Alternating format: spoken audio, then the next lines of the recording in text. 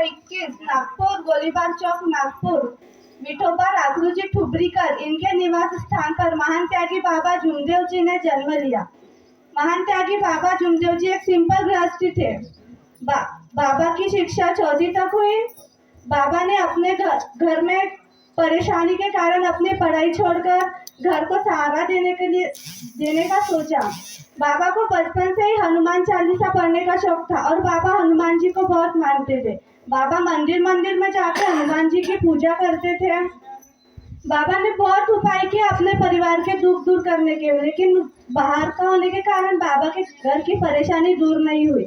इसी कारण एक दिन बाबा को मौदा से आए हुए एक व्यक्ति ने इस मार्ग के बारे में बताया और यह भी बताया कि इस मार्ग की विधि को करते समय एक तो सेवक पागल हो जाएगा या फिर उसकी मृत्यु हो जाएगी। बाबा ने सोचा कि ऐसे ही तो हम दुखों से मर रहे हैं, क्यों ना इस विधि को करके देखें। तब बाबा ने सन 1949 को एक मानव धर्म की स्थापना की। बाबा महान त्यागी बाबा जुमदेव जी ने इस मार्ग की नींव एक ही कर्म। इस मार्ग में केवल कर्म ही ऐसा है जिससे हमें सुख और दुख दोनों आते हैं। अगर मानव अच्छा कर्म करेगा तो उसके कर्म के अनुसार उसे अच्छा फल मिलेगा। इस पे मैं एक छोटा सा अनुभव बताऊंगी। एक बार ऐसी छोटी सी चर्चा बैठक शुरू थी। वहाँ पे एक सेविका की चांदी की पायल गिर चुकी थी। वो पायल एक सेवक को मिली। उस सेवक को लगा कि बाबा मेरा साथ दे रहे, ये बाबा का चमत्कार है कि मुझे चांदी की पायल मिली। उस चर्चा बैठक में अनाउंसमेंट भी किया कि जिस सेवक को चांदी की पायल मिली है वो यहाँ पर लाकर जमा कर दे। लेकिन उस सेवक ने सोचा कि ये बाबा का चमत्कार है, लेकिन वो बाबा का चमत्कार नहीं, बाबा की परीक्षा थी।